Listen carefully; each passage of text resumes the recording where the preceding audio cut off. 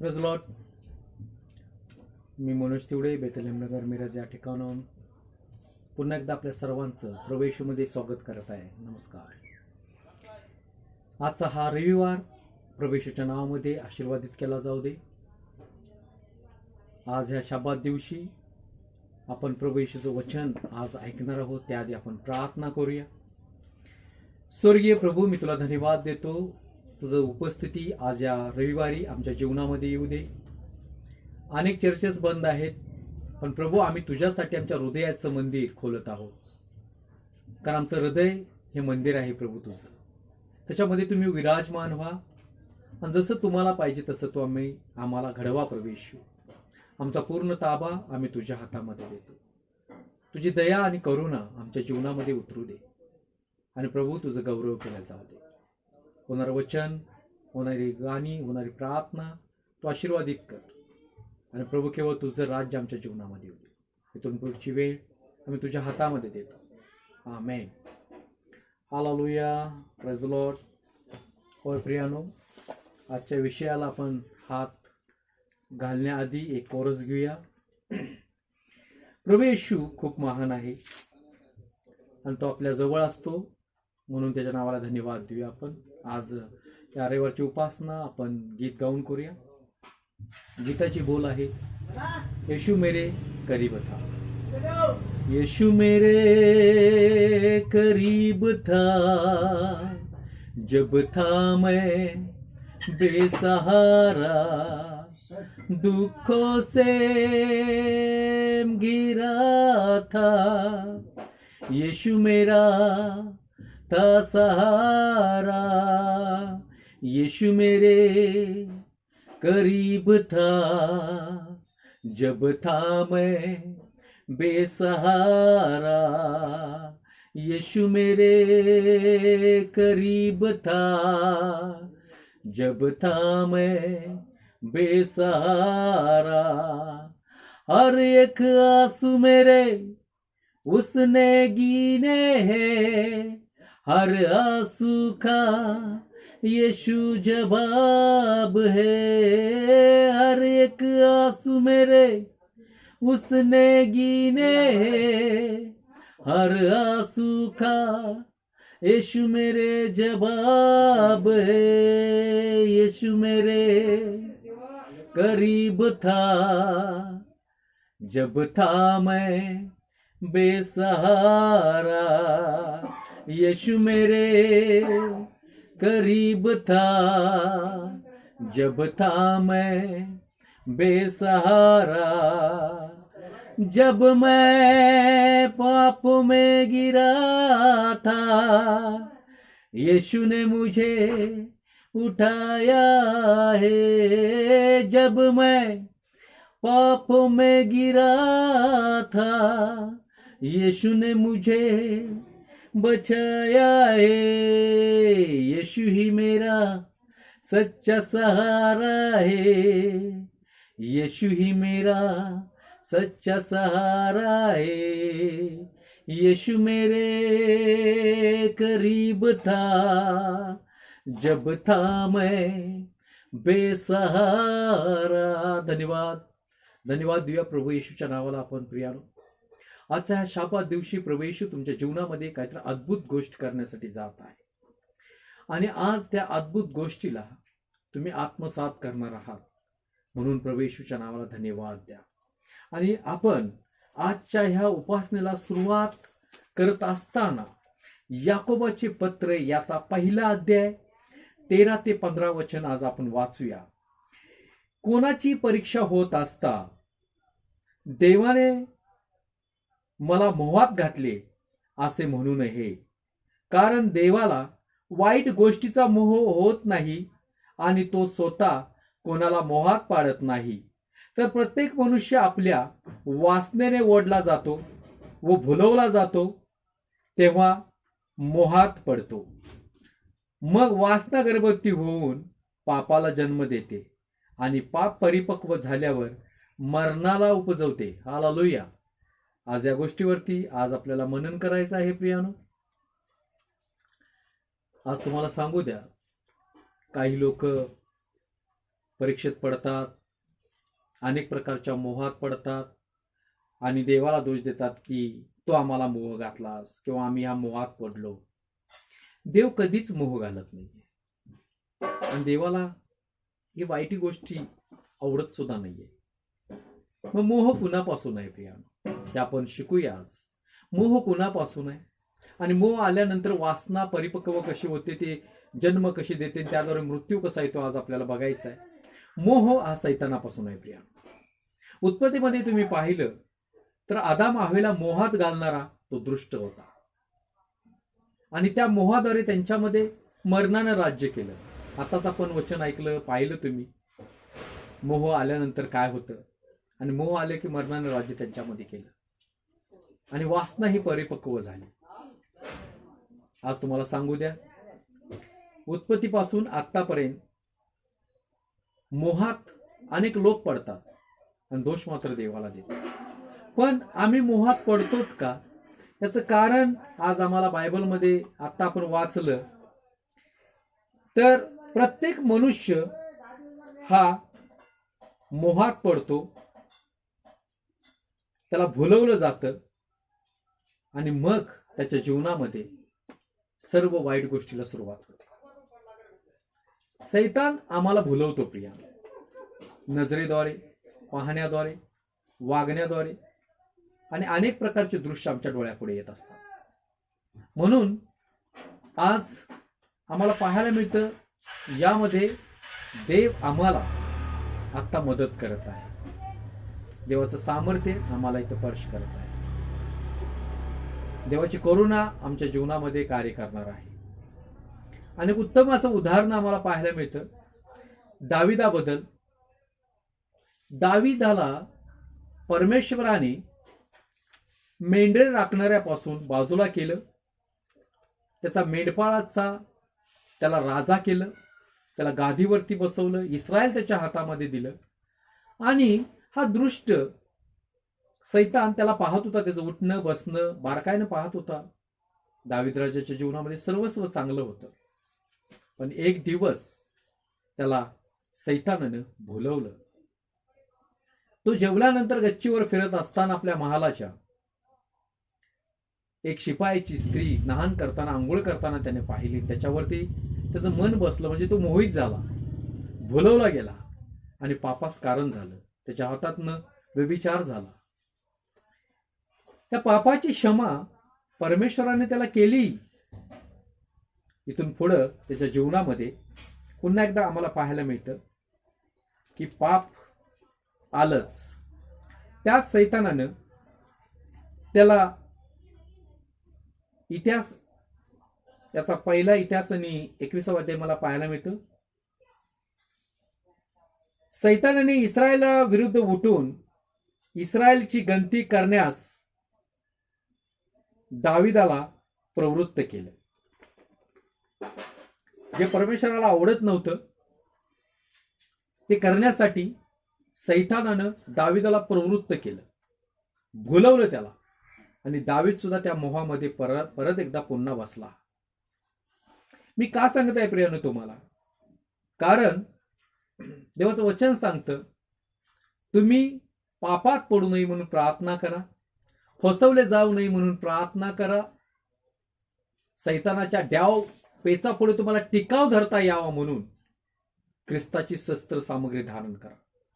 किंवा स्तोत्र संहिता 119 आणि 11 मध्ये देवाचं वचन सांगतं तुझ्या विरुद्ध मी पाप करू नये म्हणून मी आपल्या अंतःकरणामध्ये, हृदयामध्ये परमेश्वरा तुझं वचन जपून ठेवतो. आणि हे वचन आम्ही अंतःकरणामध्ये जपून न ठेवल्यामुळे आम्ही त्याच्या मोह पाशाला, त्या भूल थापेला बळी पडतो. कारण रक्षण करणारं वचन आमच्या हृदयामध्ये नसतं. म्हणून देवाचं वचन अनुवादमध्ये मी सांगतं तू तुझ्या पुत्राच्या हृदयावरती ते वचन ठसव, बिंबव, उठता चालता बसता त्याचं मनन कर, ते तुझ्या कपाळपट्टीवर लिह, तुझ्या हातावरती लिह, तुझ्या मुलांना ते शिकव. हे का सांगत होता परमेश्वर? कारण सैतानाच्या भूल थापेला फसू नये म्हणून हे देव तुम्हाला वचन सांगत होता. परमेश्वर तुम्हाला ही आज्ञा करून सांगत होता. आणि आम्हाला पाहायला मिळतं की देवाचं वचन आम्हाला सांगतं की परमेश्वर आम्हाला का सांगत होता, कारण पूर्वीपासूनच सैतान हा मनुष्य घातकी आहे. मरण तुमच्यामध्ये आणण्यासाठी तो प्रत्येक मनुष्याला फसवत असतो. म्हणून येशू सुद्धा लूक 22 मध्ये आपल्या शिष्यांना म्हणतो, तुम्ही परीक्षेत पडू नये म्हणून प्रार्थना करा. तुम्ही सुद्धा माझ्या प्रियानो परीक्षेत पडू नये म्हणून प्रार्थना करा. प्रार्थना ही तुमचं जीवन वाचवते. प्रार्थना ही तुमचं रक्षण करते. प्रार्थना ही तुमच्या भोवती एक कुंपण तयार करते. Praise the Lord. म्हणून नेहमी त्याचं वचन आणि प्रार्थना तुमच्या हृदयात हवे आहेत, त्या पाहिजेत. हालेलुया. म्हणून देवाचं गौरव करण्यासाठी तुम्हाला मी पुन्हा एकदा सांगतो, कुणाची परीक्षा होत असता देवाने मला मोहात घातला असं म्हणू नये, कारण देवाला वाईट गोष्टीचा मोह होत नाही आणि तो स्वतः कुणाला मोहात पाडत नाहीये. कधीच परमेश्वर मोह घालत नाहीये. तर मोह घालण्याचं काम हे सैतानाचं आहे प्रिया. म्हणून देवाचं वचन सांगतो तुम्हाला की दावीद राजा याच्याकडे तुम्ही पाहिलं तर सैतानानं त्याला इस्रायलची गणना करण्यासाठी मोहात घातलं. त्याने इस्रायलची गणना करण्यासाठी त्याचा जो सेनापती होता यावाब याला सांगितलं. तेव्हा यावाब म्हणतो की परमेश्वराने तुमच्या हाती सर्वस्व दिलेलं आहे, तुम्ही इस्रायलची गणना करू नये. जितकं आहे ते परमेश्वर त्याची जोपासना करेल. परमेश्वर सर्व तुम्हाला देत आहे, का तुम्ही गणना करता, का तुम्ही मोजदात करून परमेश्वराविरुद्ध अपराध करता. तेव्हा दावीद राजा ऐकत नाहीये, कारण सैतानाने त्याचं मन भरवलेलं असतं आणि दावीदाच्या पुढे यावाबचं काही चालत नाहीये. आणि पर्यायी सर्व ठिकाणी जाऊन मोजदात लोकांची केली जाते.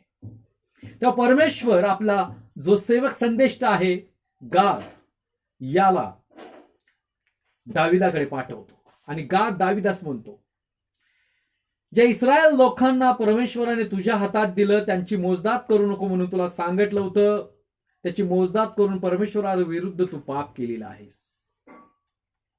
तर परमेश्वराचा क्रोध तुझ्यावरती भडकलेला आहे. परमेश्वर म्हणतो, मी तुझ्या पुढे 3 गोष्टी ठेवतो, त्यापैकी कोणती गोष्ट तुझ्या जीवनामध्ये व्हावी हे तू मला सांग. बघा, जेव्हा परमेश्वराविरुद्ध आम्ही पाप करतो तेव्हा परमेश्वर आमच्या जीवनात सुद्धा 3 गोष्टी देत असतो. त्याची निवड आम्हाला करायची असते. पहिली गोष्ट, गाद म्हणतो की 3 वर्ष तुझ्या राज्यामध्ये दुष्काळ पडावा. दुसरी गोष्ट, 3 महिने तुझे शत्रू तुझा पाठलाग करून तुझा नाश करतील काय. आणि तिसरी गोष्ट, 3 दिवस तुझ्या राज्यामध्ये मरी यावी काय. हे विचार करून मला तू सांग, कारण मला हा परमेश्वराचा निरोप द्यायचा आहे. परमेश्वराला तुझ्याकडून ऐकलेला निरोप मला परमेश्वराला सांगायचा आहे. तेव्हा दावीद राजा या गोष्टीवरती विचार करतो. तो विचार करतो, मी जर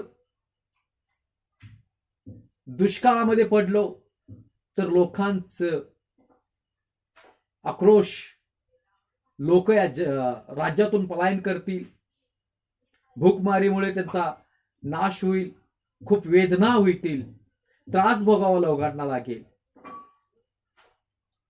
दुसरी गोष्ट, शत्रू जर 3 महिने मला पाठलाग करून मला त्रास देतील, माझ्या सर्वस्वाचा ते नाश करतील. तर तिसरी गोष्ट, मरी हीच परमेश्वराकडून आहे, ती माझ्याकडे येऊ दे. कारण परमेश्वर कृपाळू, दयाळू, कनवाळू आहे. कदाचित तो नाश करत असताना त्याला आमची दया येईल, म्हणून परमेश्वराच्या हातात पडणं योग्य आहे. आणि गाद जेव्हा दुसऱ्या दिवशी त्याकडे येतो तेव्हा तो दाविदाला म्हणतो, काय परमेश्वराने करावं हे तू मला सांग, म्हणजे मी परमेश्वराला तुझा निरोप देतो. तेव्हा दावीद म्हणतो, परमेश्वराच्या हातामध्ये पडणं मला योग्य वाटतं, कारण परमेश्वर कृपाळू, दयाळू, कनवाळू आहे. आणि मरी ही आमच्या राज्यात यावी. गाद जाऊन हे परमेश्वराला सांगतो आणि मरी हे दाविदाच्या राज्यामध्ये ते पुष्कळ लोक मरण पावतात. दाविदाला सुद्धा हे वाईट वाटत असतं आणि दावीद परमेश्वराकडे आपलं पाप कबूल करत असतो. तेव्हा परमेश्वराला सुद्धा त्या लोकांचा नाश केलेला याचं दुःख वाटतं आणि तो आपल्या दूताला म्हणतो, बस कर आता, बाद झालं. बघा, परमेश्वराच्या हातात पडणं किती योग्य आहे. दाविदाने निर्णय तर तिथं चांगला घेतला. मग का दाविदाच्या जीवनामध्ये सैतानानं भुरळ घातली? का दाविद राजा त्याला वध झाला? का त्या भूलथापेला तो बळी पडला? याचं कारण त्याच्या जीवनात पहिलं झालेलं पाप आणि त्या पापाचा उगम होता. प्रिया, पूर्णतः पाप त्याच्या जीवनामध्ये गेलेलं नव्हतं. त्यानं कुठेतरी जागा दिली होती सैतानाला, म्हणून सैतानाने त्याचं हृदयातलं वाचल्या होत्या गोष्टी. आणि जे देवा विरुद्ध करायचं नाहीये ते त्याने केलं होतं. जसं आदामापासून आतापर्यंत आमच्या प्रत्येकाच्या जीवनामध्ये मोह आहे, पाप आहे. मग हे पाप आणि मोह आमच्या जीवनामध्ये येऊ नये म्हणून आपल्या देवावरती आम्ही खऱ्या मनाने, खऱ्या जीवाने, खऱ्या शक्तीनं प्रीती केली पाहिजे. हालेलुया. त्याच प्रकारे योहान 4:24 मध्ये देवाचं वचन सांगतं, देव आत्मा आहे आणि त्याच्या उपासकाने त्याची उपासना आत्म्याने आणि खरीपणाने केली पाहिजे. होय माझ्या प्रियानो, जर सैतानानं तुमच्या मध्ये कार्य करू नये, तुम्हाला मोहात टाकू नये म्हणून त्याचं वचन तुमच्या हृदयात जपून ठेवा. आणि सैतानाच्या प्रत्येक डाव पेचा समोर तुम्हाला लढता यावं म्हणून त्याच्या विरुद्धात उभा राहा. ख्रिस्ताला परिधान तुम्ही करा, रोज प्रार्थना करा, वचन वाचा, म्हणजे तो तुमच्या जवळ भटकणार नाहीये. Hallelujah, praise the Lord. जसं योवाच्या जीवनामध्ये कुंपण होतं, तसं परमेश्वर तुमच्या जीवनाला कुंपण घालत आहे आज येशूच्या नावामध्ये. हालेलुया. आणि या कुंपणाच्या प्रोटेक्शनची गरज आहे आम्हाला, पण आम्ही कधी आमच्या प्रभूला म्हणत नाही की तो आमचं रक्षण कर म्हणून.